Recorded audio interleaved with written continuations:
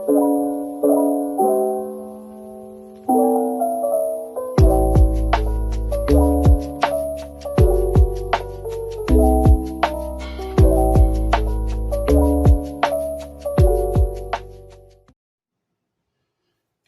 morning, everybody. Good morning, good morning, good morning. I have a slushie this morning.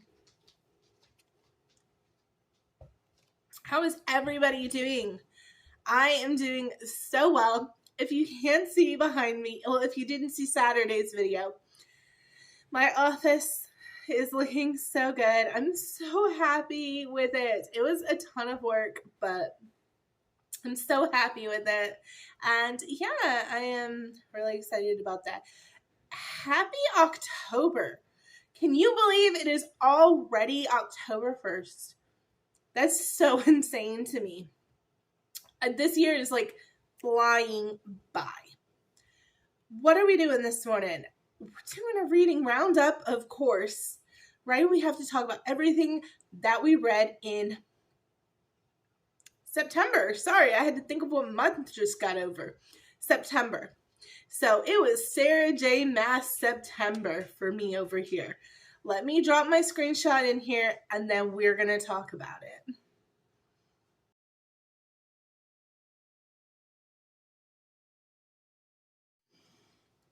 Lots and lots of books this month. My gracious.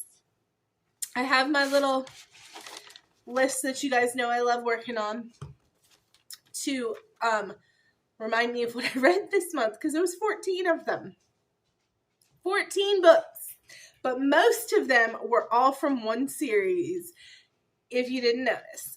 So, the first book that I read in September was The Kingmaker. It was my first ever Kennedy Ryan novel. And for a romance novel, I really liked it. The main character in this book is Indigenous, and she works for Indigenous rights. And I 100% liked the information that was added in that genre. I really enjoyed this book. I probably won't continue the series just because romance, I'm not going to lie to you, is not my favorite genre. But I might. I mean, if I'm ever looking for something good to read and I'm in the mood to read romance, I would probably finish this series for sure.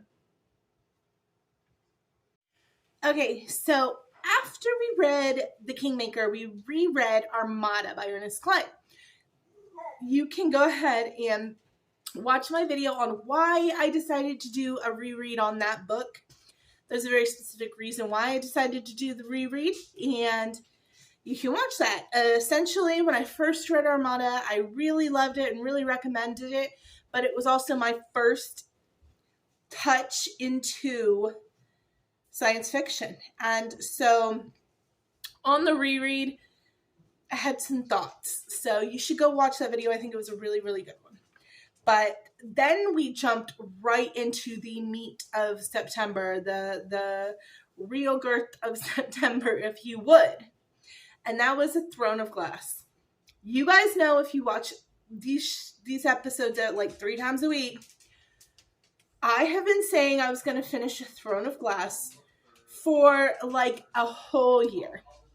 Easily since like January, February timeframe, I've been saying, I'm going to finish A Throne of Glass. I'm going to finish A Throne of Glass. I had read Assassin's Blade and Throne of Glass, and then just not picked it back up.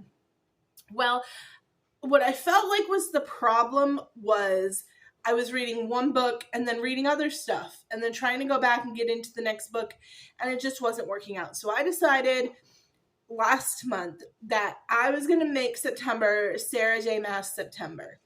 I was finishing Throne of Glass. I was completely clearing my schedule of books. I didn't care what dropped from the library. I didn't care. I was reading Throne of Glass.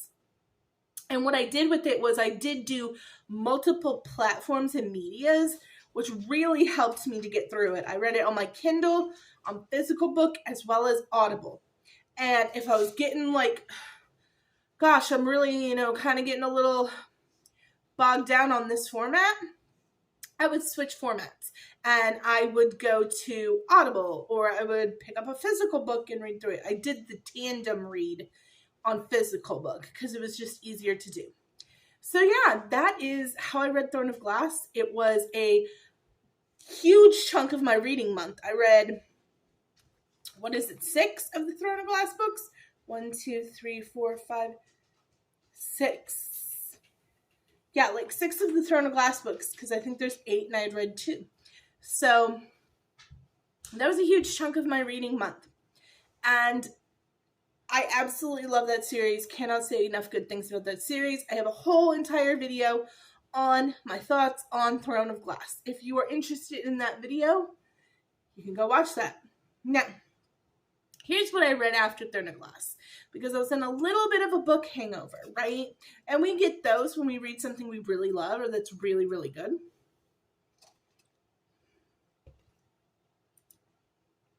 We get a book hangover and we're like, crap, I, don't want to read anything else. I want to stay in this world. So I decided to read my first spooky book of the year, which was like, I love to read Halloween themed spooky kind of books during the October and November timeframe. I went ahead and I read A Witch's Guide to Fake Dating a Demon. So cute. That was just the cutest book, and it was the perfect palette cleanser for after Throne of Glass. It was fun. It was cute. It was a quick read. It was zippy. I don't know how else to describe it. I loved reading that book next. Then I read Breath of Fire. And I'm not going to say a whole lot on Breath of Fire because I'm going to do a whole video on Breath of Fire. But it was my first DNF of the year. I will tell you that. I DNF'd it at like 70%, maybe a little bit more than that, but I'm still counting it towards my reading goal because I read a lot of it. And I have feelings. There's going to be a video.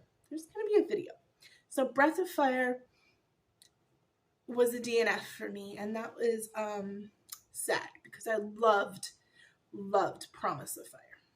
But we're going to do a whole entire video on that. Then I jumped into the third of the Sanderson Secret Projects, which was Yumi and the Nightmare Painter.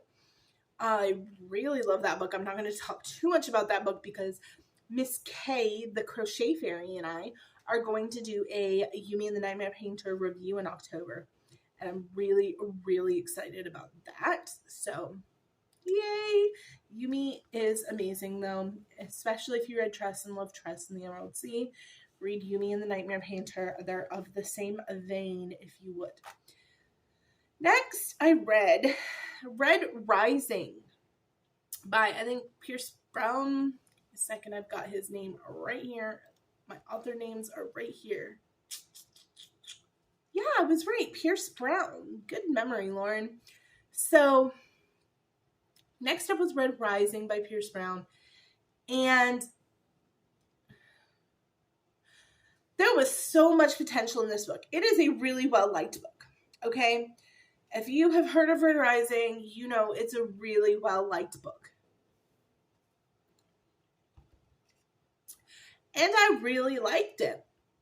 I did. I think I gave it a 4 out of 5. And the reason I didn't give it a 5 out of 5 and gave it a 4 out of 5 was for the middle. And what I mean by that is that it was really, really good in the beginning. It had a really solid, good ending. But there was about 20 chapters of this initiation event in the woods that just seemed to go on forever. Like, it really, really went on forever. I can remember reading this book and just being like, another chapter, they're still in the woods. And I also had this one on Audible because it is actually free on Audible right now. You didn't have to use a credit for it. So I had it on my Kindle, but I also had it on Audible. So while I would be knitting, I would listen. And my husband would come in one day, and then he would come in like either hours later or the next day. And he was like, they're still in this woods? And I was like, yeah, they're still in the woods.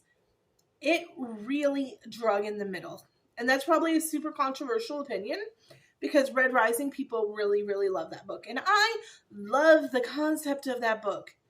I really did. When I started that book, I was like, oh, this is about to be one of my favorite reads of the year. I totally hyped this book up to people. And then it wasn't bad, but it was slow. Slow.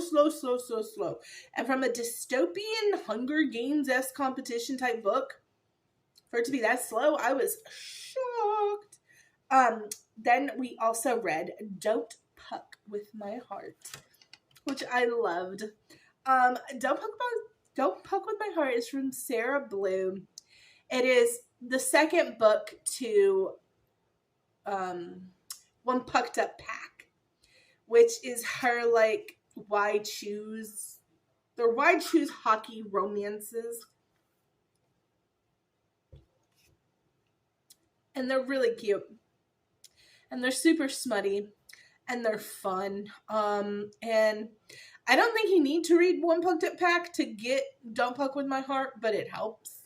It helps you establish these new characters a little bit better. But I loved it for what it was. It was super cute and adorable. And did I talk about everything? No, I did not. Okay, so the last book that I read this month, which I almost forgot to talk about, is Daughter of Smoke and Bone by Lanai Taylor. Now, if you remember, Miss Lanai Taylor wrote Strange the Dreamer that I absolutely loved.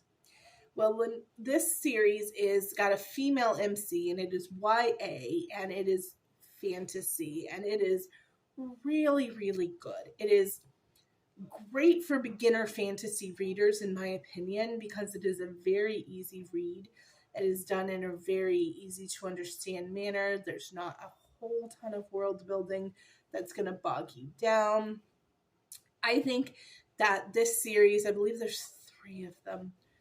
I'm not sure how many of them, but it is a series I know is really, really good for beginner fantasy people.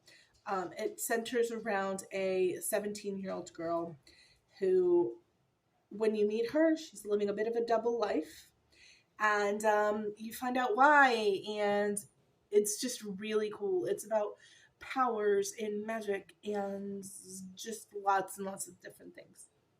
But yeah, that is all 14 books that I read this month.